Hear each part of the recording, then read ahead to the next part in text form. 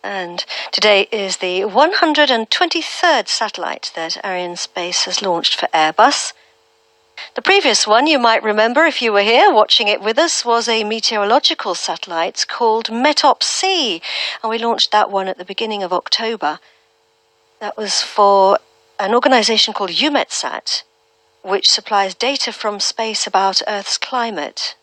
So hugely important, and also a very important satellite for improving weather predictions. And Arianespace's order book currently has 21 more satellites to launch. So it's busy times ahead, ladies and gentlemen. Watch this space. Now we're looking here at Jean-Louis Gall, who is the CEO of Thales Alenia Space, and the clue to what CSO does is in its name, the optical space component. And optical refers to the state-of-the-art optical instrument on board our satellite, and it is indeed Thales Alenia Space who built it. They're experts in optics and remote sensing. And in fact, satellite optical remote sensing is very much a French domain of excellence. You can see our satellite, the star, as our launcher bringing us down over the other side of the Earth. We're going to go over now to Thales Alenia Space to tell us more. C'est avec une profonde fierté et un grand honneur que je partage avec vous ce moment exceptionnel pour le programme CSO. Le lancement d'un satellite tel que CSO est un événement majeur pour notre pays et sa défense. Ce satellite est essentiel pour la France et ses partenaires qui vont bénéficier d'un système encore plus performant d'observation dans la continuité des satellites Helios 2A et 2B. L'ambition d'un programme extraordinaire tel que CSO est très élevée. Et ses performances sont exceptionnelles. Les défis technologiques que nous avons rencontrés pour développer et produire la charge utile, véritable cerveau opérationnel du satellite, ont été relevés avec détermination par les équipes de Thales Alenia Space et celles de ses partenaires industriels en étroite collaboration avec les experts du CNES et de la DGA. Je tiens à remercier l'ensemble d'entre vous qui avez œuvré à cette réalisation exceptionnelle de la communauté spatiale française. Thales Alenia Space a pu ainsi consolider une expertise unique en Europe dans le domaine du développement et de la production des instruments optiques. En témoignent les résultats opérationnels obtenus depuis 30 ans par les 6 satellites des familles Hélios et Pléiades. Fort de ce savoir-faire, nous avons su le valoriser à l'export au profit des clients turcs, émiratis et marocains. Nous restons mobilisés aux côtés du ministère des Armées pour que cette expertise stratégique et ce savoir-faire unique soient pleinement exploités et mis à profit en vue de la préparation technologique du programme successeur à CSO. Je remercie très chaleureusement Madame la Ministre des Armées, l'État-major des Armées, la Direction générale pour l'armement et le CNES pour la confiance accordée à Thales Alenia Space, ainsi que les équipes d'Airbus pour l'excellente qualité de notre coopération.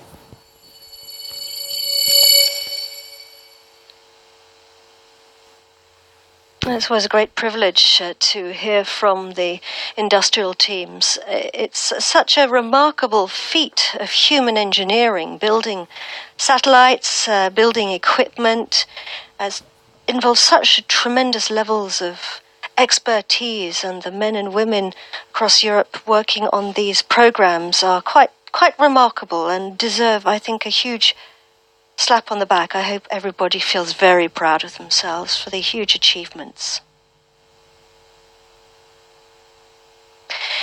So just a reminder of where we are now in the flight. We are 50 minutes into the flight of Cso1 towards its orbital slot, its separation orbit, which is 800 kilometers above our planet.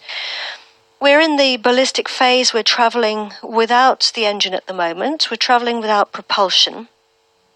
And we're outside the tracking stations, which is why we don't see the details on the screen yet of the flight details, such as, for example. But we are getting ready to switch our engine on again, and that's what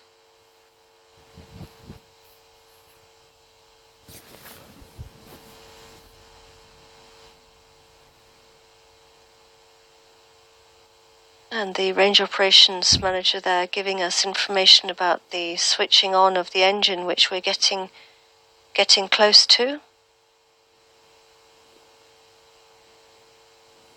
Lovely CGI images there, the simulation of what's actually happening in space, so that we can really visualize it. All these predictions put into the computer to show us what's happening in space. And we have teams here at the CVI. Now, this is the building. It's called the CVI, which means this real-time visual control center. And these are the guys and girls here at the Guiana Space Center who are receiving the information from our launcher. Basically, just to remind you, the way telemetry works is the launcher sends information to the ground stations. And now we also have, because of course Soyuz is a Russian vehicle, we have our teams here as well in Moscow. We're looking here at Cso1, which is the control center in Moscow. It's great to have these pictures from our teams there. And that's the big screens in the Moscow control center. Acquisition de la télémesure lanceur par la station de New Norcia. And he's confirming that we've picked up signal now at the new Norcia tracking station. So all those teams, both in Moscow and here at the CVI, who are receiving the information, are all concentrating really hard at this point, because I believe that the launcher will now be downloading information, because the frigate upper stage, during the period when we're outside the vision, if you like, of the control centers, stores the information, and then when it comes back into the next tracking station, which is just done, it'll be downloading all that info, all that data, to New Norcia, who will then be sending it to the CVI via those teams that we saw in Moscow. So we've got information bouncing around the globe. It's very exciting.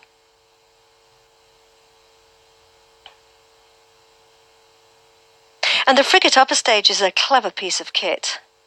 It's the one that's traveling with us right now, transporting us towards our drop-off point in space. But it was actually originally, so look, you can see it there. So on the top of the top part of what we're looking at, a round circular structure. It looks a bit blobby because it's made of 6 spherical tanks, which are then covered in that gold stuff. Stuff being the operative and technical word.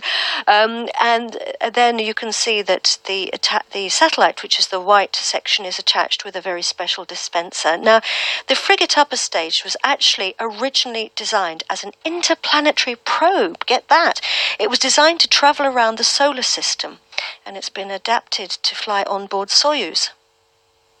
I was there for its first mission. It was to deliver the cluster satellites. That was back in the year 2000. And cluster, you may or may not remember, are 4 satellites, which since their launch in 2000 have been tirelessly gathering very important information about the magnetic field. And the great news about the frigate upper stage is it's able to switch its engine on and off up to 20 times, which means it can take its passengers pretty well wherever they need to go in space. Now, this is the scheduled moment for it to switch its engine on again. We'll wait for that confirmation because, as we've mentioned, all the data from frigate comes via Moscow. Deuxième allumage du moteur frégate. And we have confirmation. The frigate upper stage has switched its engine on again for its second burn. A smile there from our range operations manager. Here the flight control desk that Pierre was mentioning to us earlier, taking all the final decisions in the event of unplanned situations. The Arianespace top management. And here the VIP guests all watching attentively. So why is frigate switching its engine on now? Well, that's because so far we've been on what we call an elliptical orbit, a kind of an oval shape, or the shape of an egg, if you like. We do need to circularize that orbit. Frigate has switched its engine on in order to do that, to make it more circular. But it's not going to do it entirely because the spacecraft, Cso1, will actually finally circularize the orbit on its own. Now it's switching its engine off again. We'll get the confirmation of that. So it was a short burn to make the orbit more circular.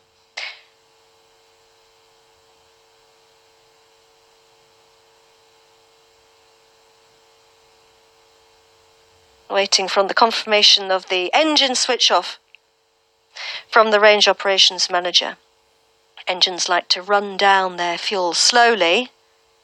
They like to run it down slowly in order to optimize the engine.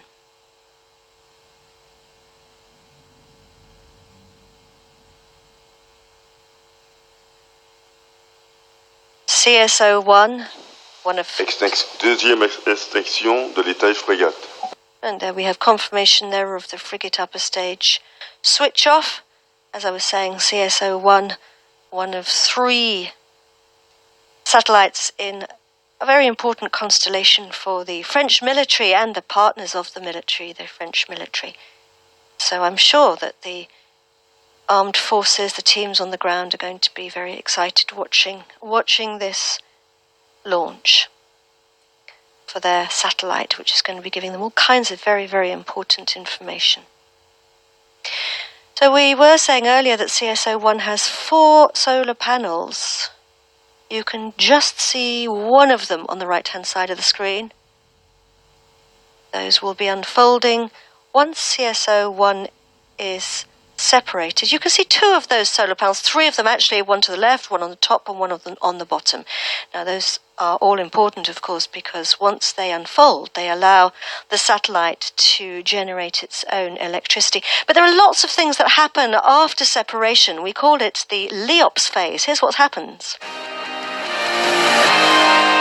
Once launch and separation has been completed, the satellite will autonomously deploy its 4 solar arrays so as to secure recharging of its battery as early on as possible, whilst allowing the satellite to gain a stable and controlled attitude.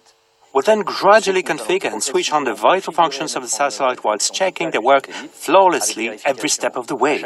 Then, orbital positioning maneuvers will be carried out so as for the satellite to reach its final operational orbit in the next few days. At the end of this phase, we'll start in-orbit acceptance tests, allowing us, ACNES, to make sure that the satellite's fully operational can perform as planned, along with the ground facilities and human resources required to fulfill the mission. In a few months' time, we'll then transfer the control programming operations onto those defense operatives who will then proceed with their imaging mission. So those are the things that are going to be happening once separation has occurred, and separation is scheduled for a couple of minutes' time. And some people like to call this phase the space ballet. It doesn't look much like a ballet up there right now, but it's called that because it involves a lot of very, very carefully planned orientation maneuvers, basically just to explain things for anyone who's not familiar with a launch. When we separate a satellite, we have to separate it onto a very specific orbit in the correct attitude, the correct orientation, basically the correct position, if you like, in space, so that it can either... Some satellites have to travel on their own after that to another orbital position, thousands of kilometers above our planet, but Cso1 will be remaining on its orbital position, but it still has to do things. It has to, as we saw there, it has a whole set of procedures that it has to undergo. So in order for us to position the satellite in space in the correct orbit, the upper stage orientates itself. And that's why it's got those little nozzles, the white little things that we can see on the frigate upper stage. Frigate being on the right-hand side, the middle section being the adapter, and then on the left is our satellite.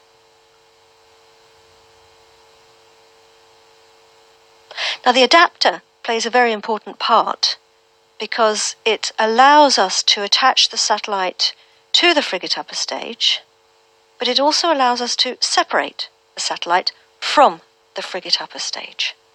And that process is done with a set of springs which ping the satellite into space, and that's what it looks like. It's all part of the plan to... Les paramètres d'orbite sont nominaux.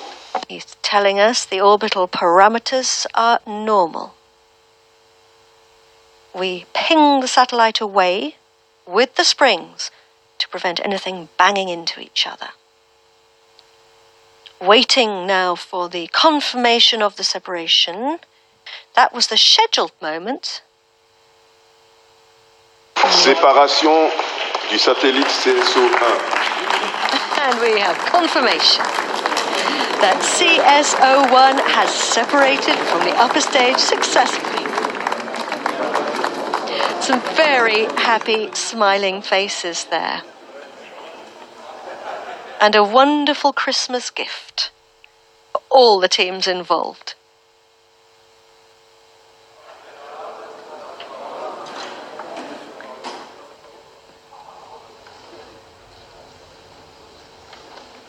All the teams there have been working extremely hard for this moment today. Now, for some people, the job is over because the satellite is separated, but for some, the job is just beginning. The teams on the ground who are operating the satellite, they are taking charge now of their baby and watching it carefully, monitoring it carefully as it goes through all the next phases. Some very happy faces here. From the French Armed Forces, from the teams involved. These are the Airbus teams, Airbus Defence and Space, who were in charge of the building of the satellite, leading the consortium. Lots and lots of industrial teams involved, of course, in contributing all the different elements to the satellite. They were in charge of the whole thing. And here we have the VIP guests watching in Paris. An important moment for the French Armed Forces, and of course the And the official speeches.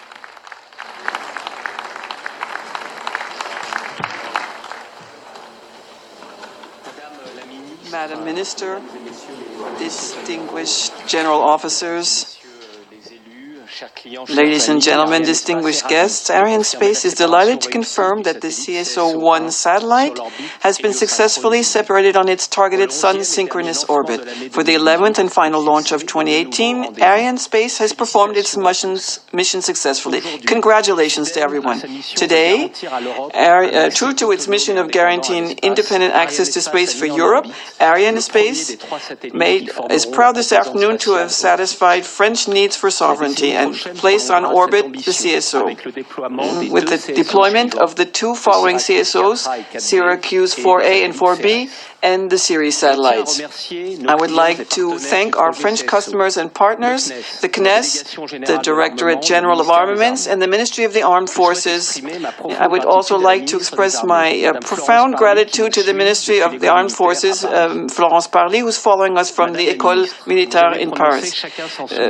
Florence Parly, you made a very important speech on September the 7th at the center of the CNES at Toulouse to push back the frontiers of our knowledge, to protect the planet. Space is also there to guarantee our safety and security. So we are impatiently waiting for the speech that you will give in a few minutes from the École Militaire. Our gratitude expresses towards the CNES and the Ministry of Armies that you decided to entrust Cso3 to Ariane 6. And by this decision, France is showing the way, and we hope it will be followed by all of our partners. I would like to thank all the players that took part in tonight's success. Our partners, Airbus Defence and Space, prime contractor for the Cso1 satellite, and of course, Thales Alenia Space, which is responsible for the instrument, the optical instruments. We've been working together for a long time, and we're always happy to work together for successes. Our Russian partners, Roscosmos, RKTS Progress, NPO Lavochkin and Senki, for this 20th successful Soyuz launch from the CSJ. And they are extremely faithful and reliable in our collaboration. I would also like to thank the CNES, our partner on a daily basis here at the CSG, as well as our subcontractors in French Guiana and all the employees of the launch bases, and of course all the military forces that were mobilized to guarantee our safety here. And of course, I would wish to thank and congratulate all my colleagues at Arianespace for this final and 11th launch of the year, and for rising to the challenge to meet our goal. 5 launches in 2 months. What an achievement. Bravo. I know that you're already hard at work to start 2019 with an Ariane 5. It will be devoted to 3 long-lasting customers of ours, Elasat, Arabsat. And now I would like to invite our customers and partners to take the floor, and then the Minister of the Armed Forces will follow. Thank you very much.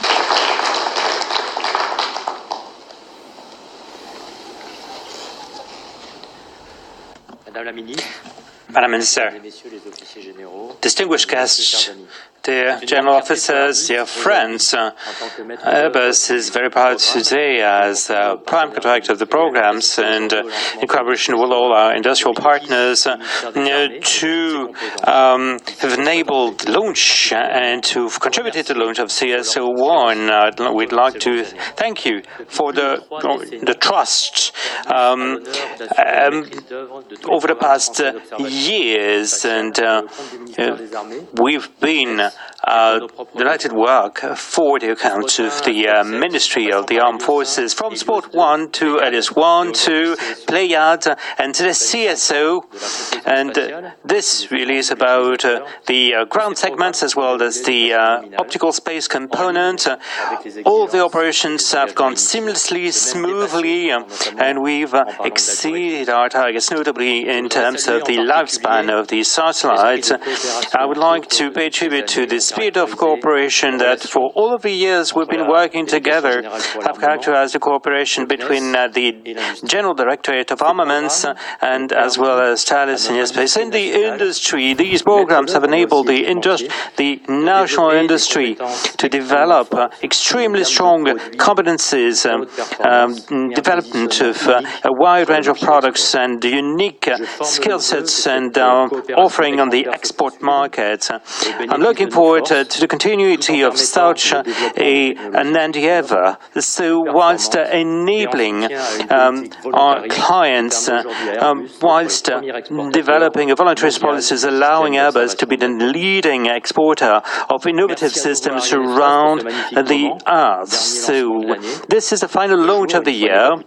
So this was a daytime launch for Airbus. This is the 19th satellite launch in 2018 with a total of 123 satellites launched on board Arianespace satellite launchers. This is the result of long-standing cooperation, and we are preparing 2019 with the launch of OneWeb and a few other such launches going forward. So finally, I'd like to pay tribute to all of the industrial partners, notably Thales Alenia Space and all our OEMs and contractors who've contributed over the years and today once again to the integration, the testing and the operations leading to this fantastic satellite, namely Cso, and we're looking forward to the implementation and operational support of Cso.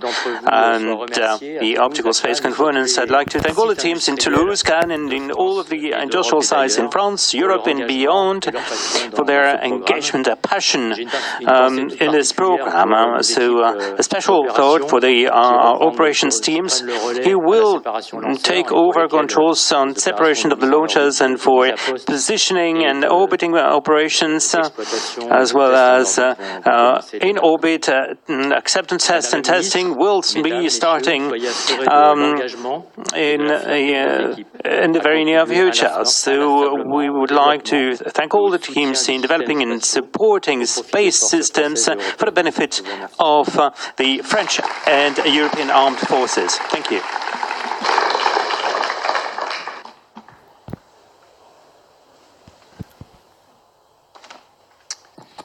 Madame la Ministre, Madam Minister, Mesdames et Messieurs les officiers généraux, distinguished general officers, the President of CNES, the President of Arianespace, ladies and gentlemen, dear colleagues and dear friends, what a fantastic launch for this fantastic satellite. And so congratulations for this wonderful result to all the teams of the CNES and Arianespace. Thanks to your skills that are incomparable, everything worked perfectly as usual. So many thanks also to the teams, our extraordinary teams at Thales Alenia Space, who worked on this technological gem over the past few years, and of course thanks to our industrial partners, in particular the prime contractor Airbus Defence and Space. Today is a crucial date for the Ministry of the Armies, Armed Forces in France, and everyone at Thales Alenia Space is very proud to have contributed both as citizens and as industrialists.